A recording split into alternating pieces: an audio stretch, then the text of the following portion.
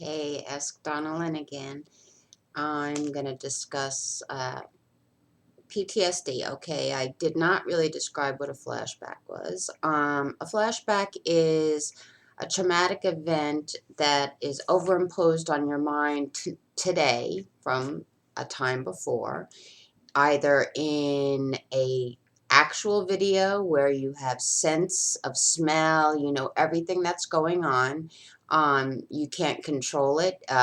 It's almost like there comes a point in it you break free, or there's little pictures that are very distressing. um the body also has body memories. You could feel a pain continuously in one area and not remember that. You can get it checked out by a doctor over and over and they'll say you're fine, but it's the body retaining the pain that was caused during that event or events. And triggers, well, if it were parents that caused this, a relative or whatever, that person now becomes the trigger. Anybody that enabled that individual becomes triggers. It also lowers your self-esteem because you're not being dignified with any kind of response that you were wronged and justice wasn't prevailing. All senses can be triggers too. Your scent, your sight, your smell, your location, wherever. I mean, anything that is a trigger should be avoided, uh, in my opinion. To me, it's people. Does not play well with others, even on Sunday.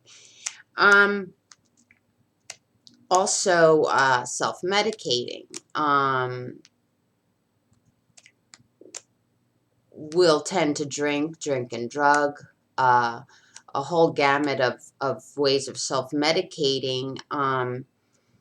And that's to turn things off, but what it actually does, especially drinking,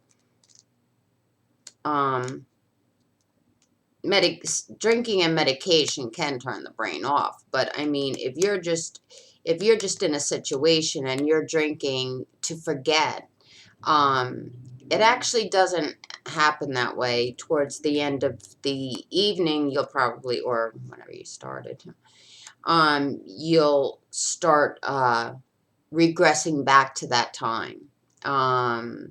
It's not a happy occurrence. Whoever you lost is on your mind. How justice didn't prevail, how you had to endure it alone. All these negative, depressive feelings come back, and it actually makes it so that the drinking and drugging aren't really helping at all. I was very antidepressant, anti any kind of medication because I was drugged as a child. Every drug you could think of, including heroin. So I never wanted anybody to have control over me, especially a psychiatrist. Now I teach them, and some meds are good. One medication good for anger issues, especially for some of the vets coming home, is something called propranolol. Pranolol, something to that effect. It's basically an adrenaline reducer. When you get post-traumatic stress disorder, our adrenaline valves are broken, and at that point we don't know just simple fight or flight. We go to fight or flight to some. It's broken. We have way too much adrenaline, and that needs to be lowered. So propranolol is a good medication for that. I'm not here trying to tell anybody what kind of medications to take, but it's something to look into, especially for combat veterans. And isolating, you really should be amongst a comrade somehow. Even I'm doing it over the internet, helping a lot of people. Isolating is one of the worst things you can do because it makes the guilt continue. So for now, that's flashbacks, triggers, and self-medication.